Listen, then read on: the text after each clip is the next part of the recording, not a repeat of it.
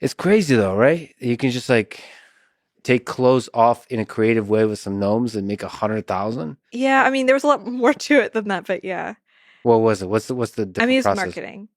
Like so with my free cams, I was unusual in that I decided to do outside of the website marketing. I would like post on Reddit, right? Mhm. This was very unusual at the time, but like OnlyFans is structured such that they have almost no internal discovery whatsoever. So if you want people to come to your page, you have to go out onto external websites and advertise for yourself Okay. directly. Very different model. And so this is something I had already been doing and already had practice in. And so I think I was like already quite advanced. Like I already had an account on Reddit that was like 7 years old at the time. Tons of like karma that means I could post in subreddits.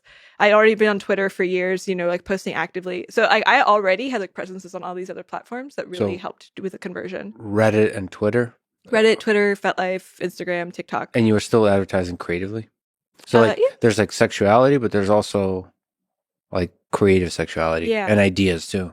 Yeah, I like mean, one of the really popular ones was I like molested myself as a mime using a one arm through a jacket, and so the jacket looked like it was the I'm jacket looked like sorry. it was alive, and and that one did really well. Did you like brainstorm with somebody? And like, I recently got to hang out with Mr. Beast and Mm. sit on a session of brainstorming different ideas. Hmm. I just envision you with like a team brainstorming. All right, how about we try the mime and the molesting thing? I don't know, it's too edgy. I wish. I think the team would have been a lot more fun. But no, it's just me. Like I had an apartment that looked like kind of like this. You just sit alone. And you're like, well, that would be a good idea. And I'd seen you just collect ideas over time, right? Like, I'd seen somebody doing a version of the like this animated hand act like when I was a kid, Hmm. and I just always stuck in my head. And like one day I was like, I bet I could do that. And then when I was trying to think of ideas to do as a sex worker, I was like, why don't I just try that? And then it turned out to be like a really like quite a viral hit. Is there stuff like you mentioned too edgy? Like Mr. Beast tries to keep it PG. Yeah. Do you try to keep it PG-13? Well, with the sex advertising stuff, I mean, it's sex advertising, so it's obviously not PG-13. I don't know these ratings. What is It's even not beyond that? family R? friendly. It is X. Like the one that I'm describing to you at some point, like you can see my boob. As a So boob is X. a boob is, I I guess, thought R. I maybe it think is you can R. show a boob in PG Yeah, 13. maybe X is like if you got some sort of rhythmic motion going on Maybe that sound, but the rhythmic with the motion sound. not. You can have one or the other, but you can't have both. You have both, and That's it's when we X. hit the X. Yeah. Okay. So like, definitely not family. I mean, with the sex advertising stuff, like guys like vanilla shit. Guys want basic hot girl. You can do something like kind of sexy and creative, like getting abducted by gnomes or like the self molestation, right? But those are still pretty within the normal boundaries. What do you mean, guys like vanilla stuff? I What is mean, it? most guys like vanilla stuff, What's vanilla stuff? like See, we'll hot girl talk being about horny. fetishes. I think my Overton window on what is vanilla is expanding quickly after following your work. But yeah, Ah. what is I actually have exactly? done a lot of studies on what is vanilla. Like Yeah. I've done a couple different surveys where I ask people like how taboo is this thing, and I have like a rating from least to most By taboo. the way, I don't appreciate the beauty of vanilla ice cream. You don't? It is really good though. You eat vanilla ice cream? I eat vanilla ice cream. Yeah. I think there's just so many more options. It's like the absence of I creativity. mean, if you put in like some chocolate chips or something. Yeah, they already made it more interesting.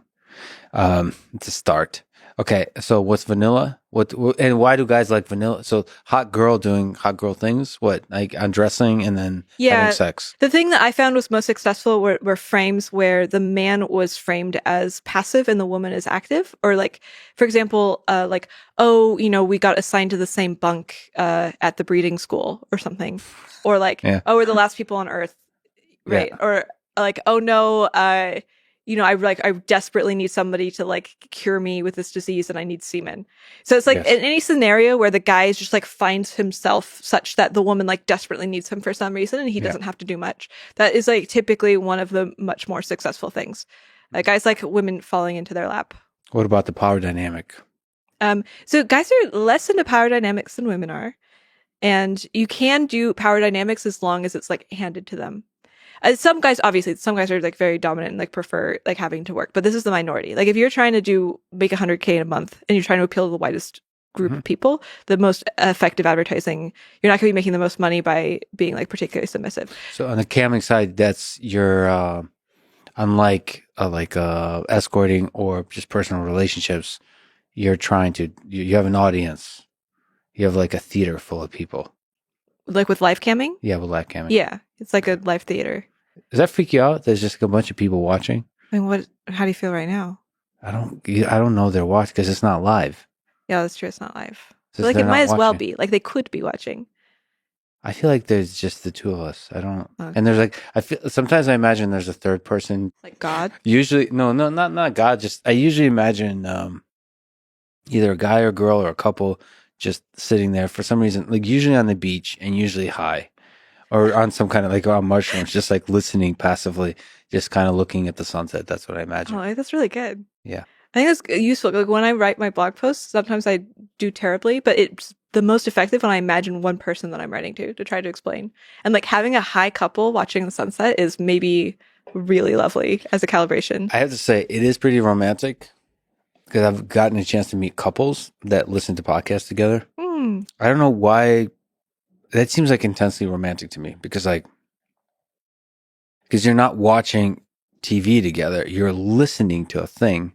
I mean, I guess sometimes they watch it, but like you're listening to ideas together. Mm. I don't know. It seems It's like you're going through the same kind of thought process yeah, at the same yeah, time. yeah. That's a really beautiful way to put it. So it's like you're melding. Your thinking is following the same line. Somehow podcasts do that more than movies. I think movies give you a lot more freedom to think about stuff. Mm. I feel like your thoughts are aligned, and like especially if the podcast is good, like if it's listening to like a Dan Carlin podcast like about history, that you're like on a journey together. Mm. There's an intimacy to that.